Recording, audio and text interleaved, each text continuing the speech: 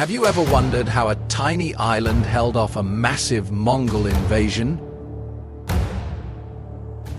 In 1274, the Mongol Empire, the most powerful force in Asia, set its sights on Japan.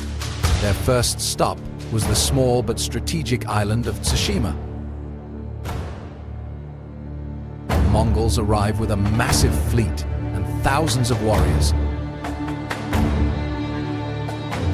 Vastly outnumbered, Tsushima's samurai are ready to defend their home to the last man. The battle is fierce, but the samurai fight with unmatched bravery and skill. Despite their courage, the samurai are overwhelmed.